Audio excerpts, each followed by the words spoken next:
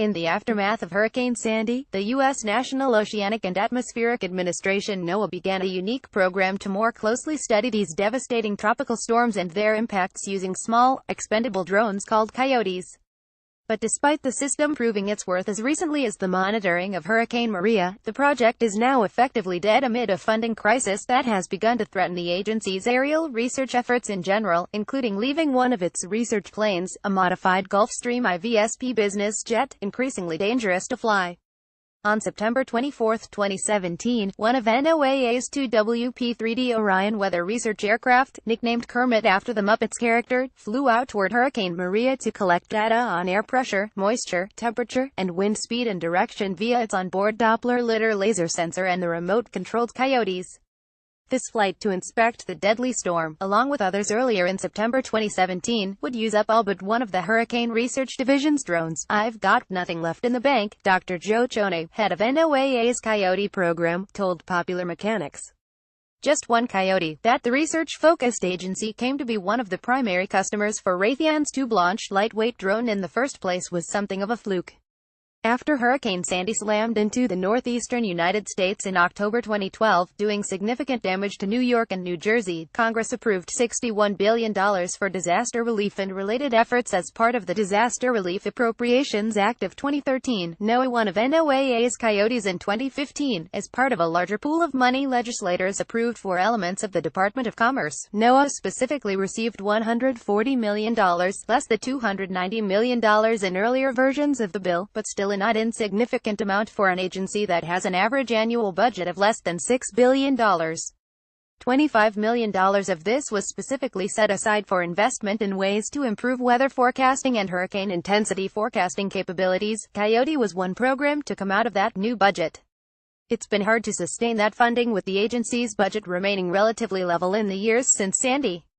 The U.S. Navy, which has been testing Coyote as part of its own research into the emerging capabilities of drone swarms, managed to get some funding over to NOAA, ostensibly because it has its own vested interest in understanding the impacts and effects of tropical storms. "I feel this is where hurricane research needs to go," Chone added to Popular Mechanics.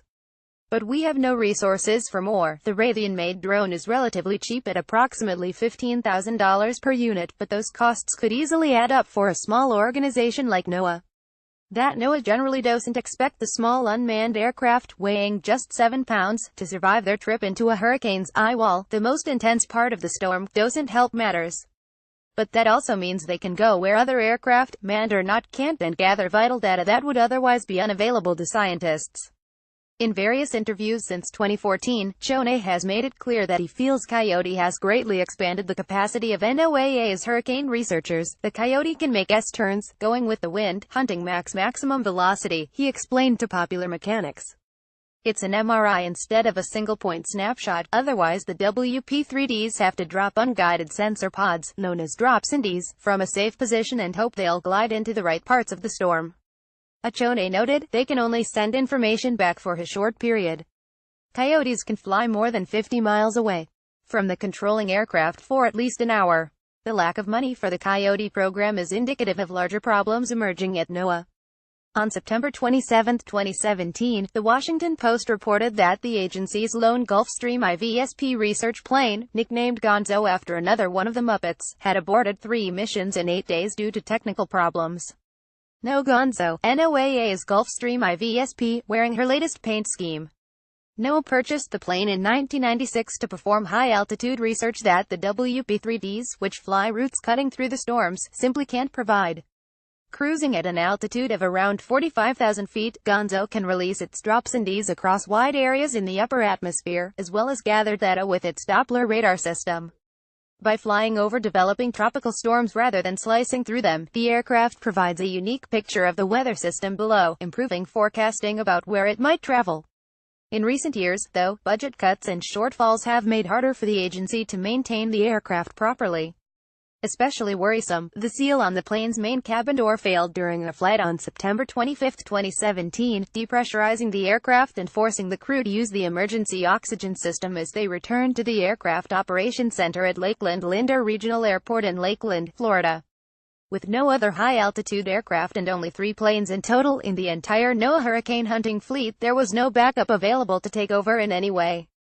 Despite being required to by a law President Donald Trump signed in April 2017, Noaa has taken no major steps to acquire reliable backup. Senator Bill Nelson, a Florida Democrat and the bill's sponsor, complained to Benjamin Friedman, NOAA's acting administrator, in a letter earlier in September 2017, which the Post obtained. It is unacceptable that we again find ourselves in the midst of hurricane season without reliable NOAA aircraft reconnaissance and without backup capability, Noaa Gonzo on the ground at Lakeland Linder Regional Airport. It's unclear what, if anything, Friedman can realistically do about the situation. The U.S. government at present is only at work for the time being thanks to the latest in a long series of temporary spending measures, known as continuing resolutions, rather than a full budget. In its most recent budget request for the 2018 fiscal year, the agency asked for nearly $4.8 billion, a cut of almost $1 billion or one-fifth from what it said it need in the previous fiscal cycle. This was part of a 16% cut across commerce in President Trump's first budget proposal. Noaa has tried to make up the shortfall by making arrangements with other public and private organizations. In 2016, the University Corporation for Atmospheric Research temporarily made its Gulfstream 5 available to the agency for a series of flights in the Pacific Ocean. UK University Corporation for Atmospheric Research's Gulfstream 5, which it operates on behalf of the National Center for Atmospheric Research. More recently, in August 2017, NOAA's hurricane researchers team up with NASA to make use of that agency's Global Hawk drone, configuring it to employ drop CNDs. This month-long project consisted of 6 24-hour missions in the Pacific and Atlantic Oceans and the Gulf of Mexico. These projects have been ad hoc and rely entirely on the availability of another party's aircraft, though. None of the deals provides a backup option for Gonzo that is ready to go whenever Noaa needs it, or offers a way to replace the precision capabilities of the Coyote drones.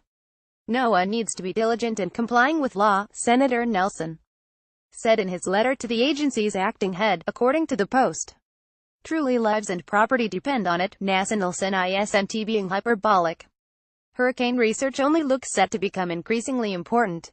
Global climate change means warmer seas to feed storms as they build in the Atlantic and Pacific.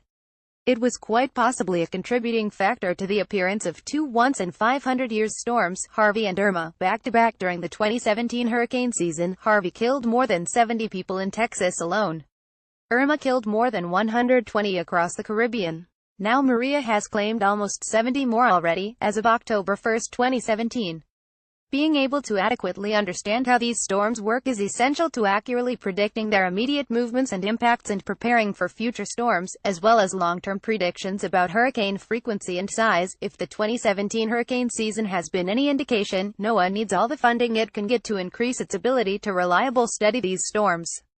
Gonzo's drops and operations alone have been enough to improve the accuracy of its tracking forecasts by 20%, according to NOAA's website.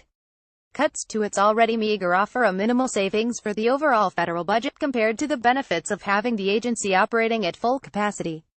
Unfortunately, without a new source of funding, the agency will likely have to continue relying on Gonzo, its one remaining Coyote, the charity of other organizations, and its own ingenuity to keep doing its vital work.